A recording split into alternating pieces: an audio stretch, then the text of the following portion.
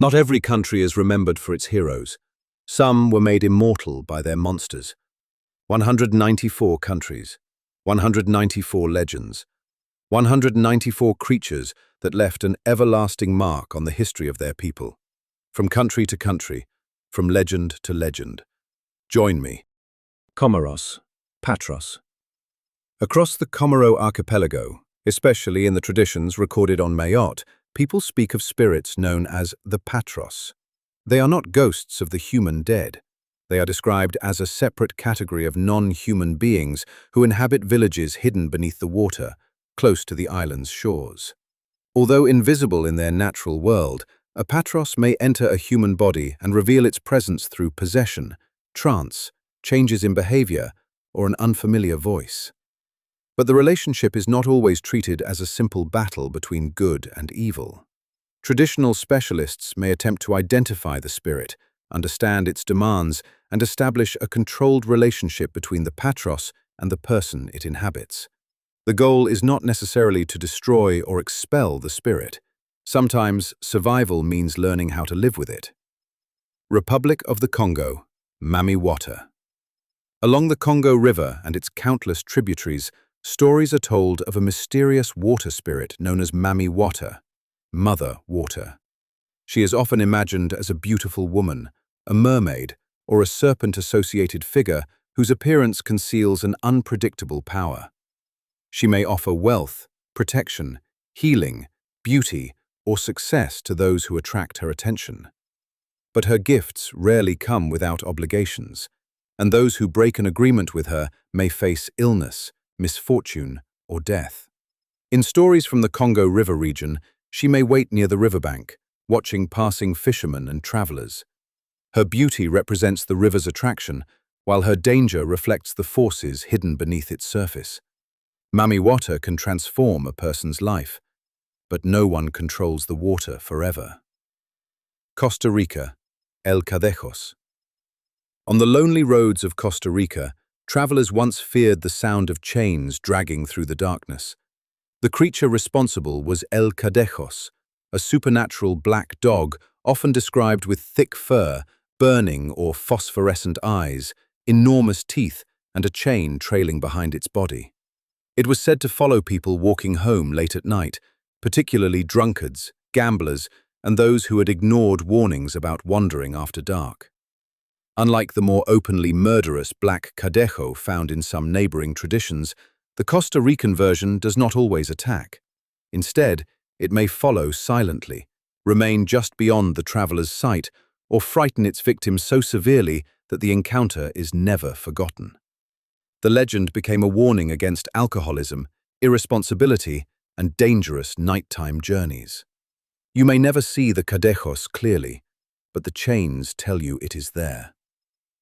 Côte d'Ivoire, Ananse.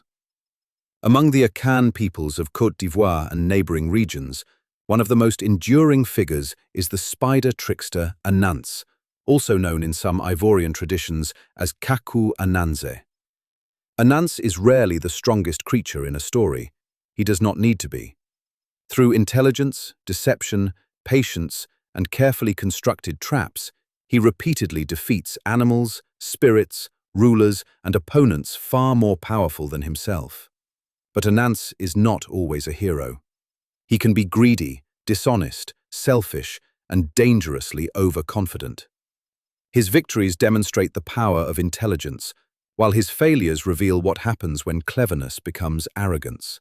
His stories entertain their listeners by allowing him to violate society's rules. Then, through the consequences of his actions, those same stories show why the rules exist. Ananse may be small, but every story is another web. Croatia, Vila. In the mountains, forests, caves, rivers, and wild landscapes of Croatia, legends speak of supernatural women known as Vile, the plural form of Vila.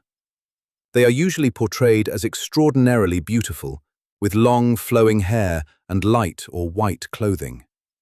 Some are spirits of the mountains and forests, while others belong to water, clouds, or the open air. They may heal the injured, protect warriors, offer magical knowledge, or become the sworn sisters and supernatural allies of human heroes. Yet their kindness depends upon respect.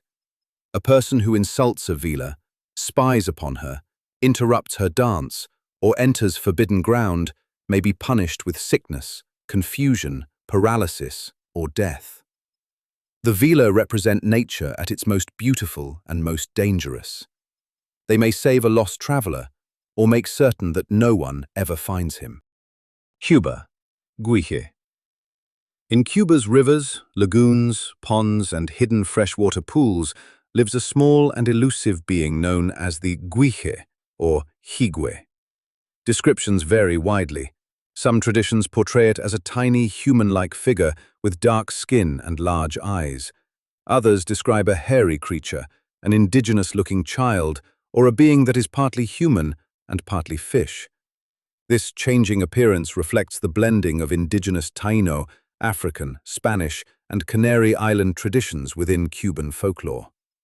The Güije may protect springs and lagoons, assist other water spirits, frighten travelers, play tricks on those who approach its home, or disappear beneath the surface before anyone can capture it. In some stories it is playful. In others, it is a warning to children who wander too close to deep water. Every still lagoon appears empty, until something beneath it begins to move. Cyprus, Digenis Akritas. Cyprus remembers a legendary warrior whose strength was said to exceed the limits of an ordinary human. His name was Digenis Akritas, the two-blood border lord, a heroic figure associated with the frontier culture of the Byzantine world. His name reflects his mixed Christian, Byzantine, and Arab ancestry, while his stories portray him as an almost unstoppable defender of the borderlands. One of Cyprus's most famous landscapes, Petra to Romiou, is connected to his legend. According to tradition, Digenis lifted an enormous rock and hurled it into the sea to destroy or repel attacking enemy ships. The massive stone formation remains off the coast, linking the island's physical landscape with the feats of its legendary hero. Digenis was born as a man, but memory transformed him into something far greater. Czechia, Vodník. In Czech folklore, ponds, rivers, mill streams, and quiet lakes may be inhabited by a male water spirit known as the Vodník. He is often portrayed with green skin or green clothing, sometimes wearing a dripping coat and sitting close to the water's edge. In lighter tales, he is eccentric, mischievous, or even capable of living peacefully near humans. In darker stories, he lures people into the water, causes drownings, and keeps the souls of his victims inside small, covered pots beneath the surface. The Vodník became one of the most recognizable figures in Czech culture through Karel Jaromír Erben's ballad Vodník.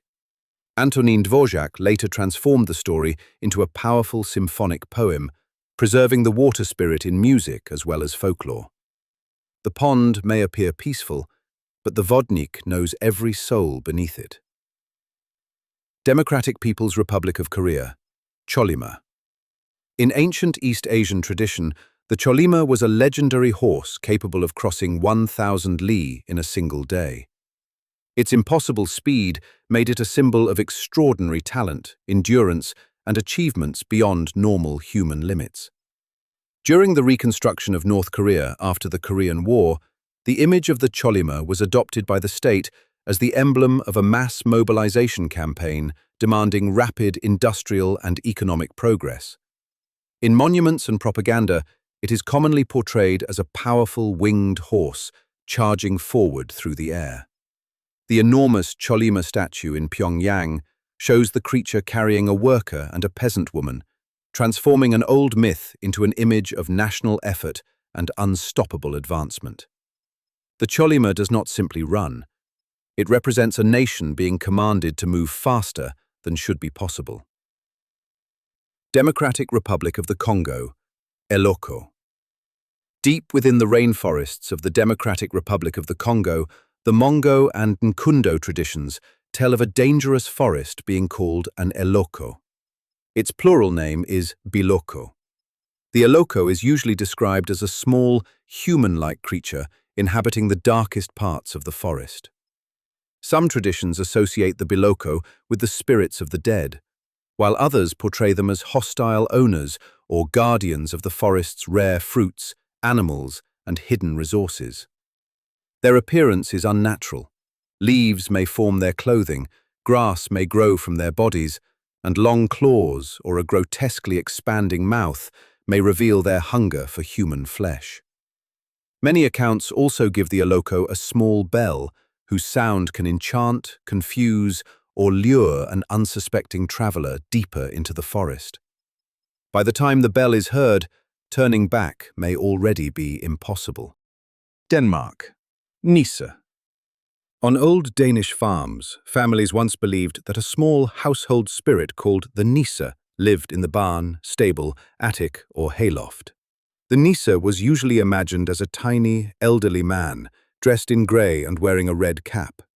When respected, he could protect the farm, care for livestock, complete chores, and help preserve the household's prosperity. But he was also proud, secretive, and dangerously easy to offend.